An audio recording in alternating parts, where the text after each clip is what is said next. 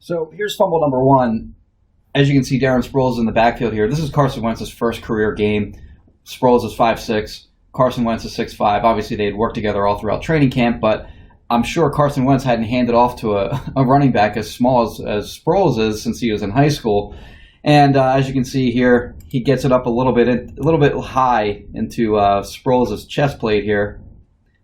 And bad exchange, fumble. They're able to get back on top of it.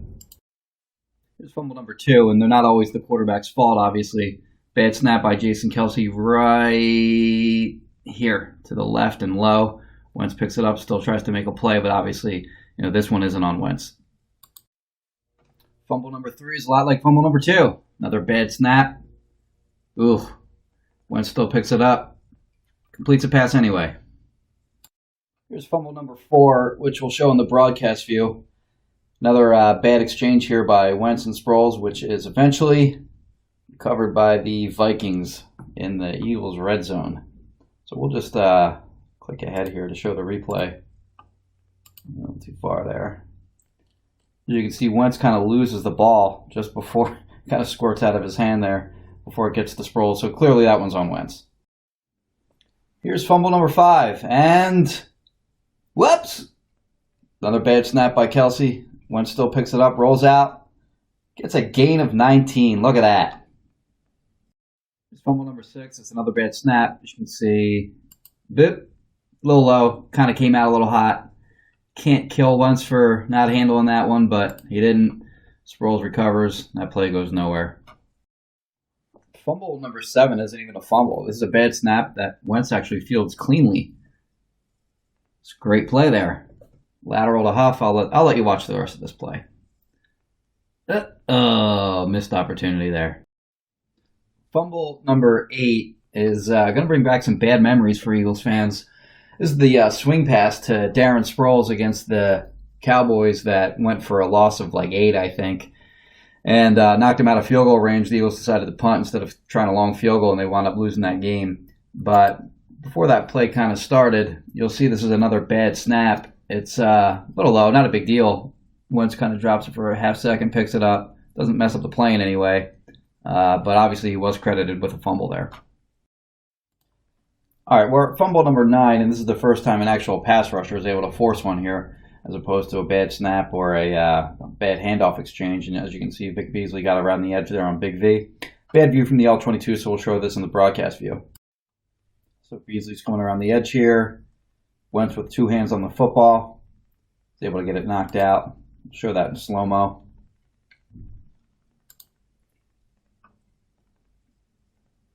Wentz should see this coming, or at least feel it.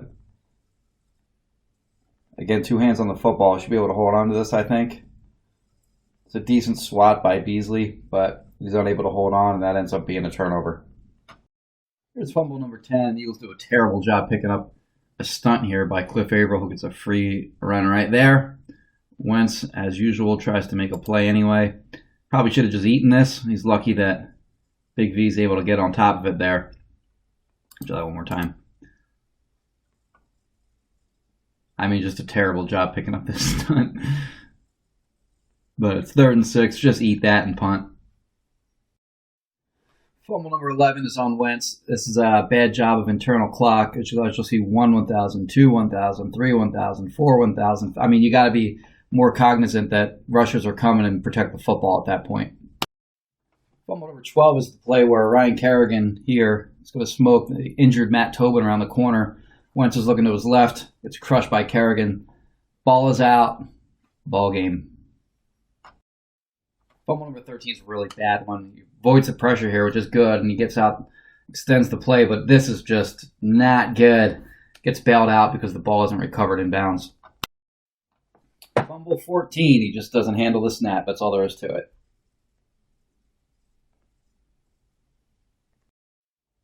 This looks like it was going to be a trick play on fumble number 15. Wentz just with an ugly throw to Nelson Aguilar there. Gets away. It's a lateral, obviously, and the Redskins recover. Fumble number 15 is more carelessness by Wentz. He's going to be sacked here. He's done right here. Just go down. He's still trying to do something with it. but he fumbles and Lane gets on top of it. Fumble number 17 is an interesting one. Here's Brandon Brooks. He's going to get walked back into the pocket by Chris Jones here. And Brooks' back is actually going to force the fumble. And I think what this one shows is a tendency of Wentz's to almost kind of ignore when there's a lot of bodies around him. And he's just going to go into his regular throwing motion, kind of uncaring that there's a lot of bodies around him. And that gets him into trouble sometimes. So again, as you'll see, Brooks will get walked back. And there's just a lot of bodies here. And he just still kind of tries to deliver as if he normally would if there was an open pocket, which there wasn't.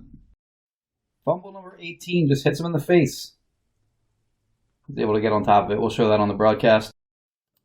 And whoops.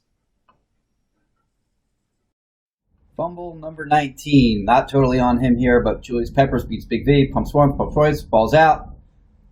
Covered by, I think, Kawan Short. Obviously, Wentz didn't see Peppers coming there, but there is a little bit of that, internal clock stuff going on there. Fumble number 20, and this is a situation where Wentz is just trying to make a play. He's trying to extend the play as long as he can. And there's some good plays that come of that and some bad. You can't see it there, but the ball kind of bounced and Wentz just kind of landed on top of it. Fumble number 21. The Eagles are just trying to put this game away. And it's a bad exchange here. I can't tell on the play what happened, but after the play, Corey Clement got pulled by Deuce Staley and got an earful from him on the sideline, so I'd assume the fault was on him there. Fumble number 22 is another bad snap by Jason Kelsey. A little off target there. Wentz picks it up, tries to make a play anyway. Does get some positive yards here, and another 15 for the cheap shot. Fumble number 23 was a huge game-changing play against the Seahawks. Wentz tries to run it in, gets stripped at the goal line. Ball goes through the back of the end zone. Touchback, Seahawks ball. Fumble number 24 is another example of Wentz having bodies around him and just winding up to throw as if he doesn't. The player to watch here is Marcus Hunt, who's going to loop around here and just kind of get in the area of Wentz, and he sticks out his long arm and is able to knock the ball out. Hunt loops around here. They pick it up well enough. It's blocked up. It's just Wentz is a little careless with the football there. Fumble number 25 is the play where Howard Landry smokes Lane Johnson around the edge here. Wentz is looking this way, and boom! Can't really fault Carson much on that one. And fumble number 26 is the devastating play against the Minnesota Vikings. Lane gets beat inside. Carson doesn't see it. Gets hit. If you want to torture yourself, you can watch the rest of this long, fat guy touchdown.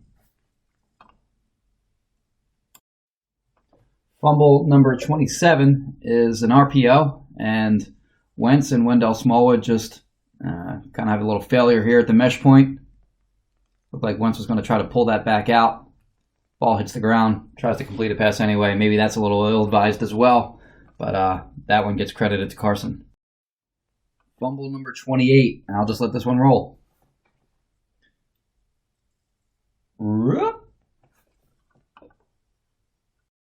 And finally, fumble number 29, the end of the game against the Panthers. He's looking, he's got Jeffrey open, and it's out. And that's ball game.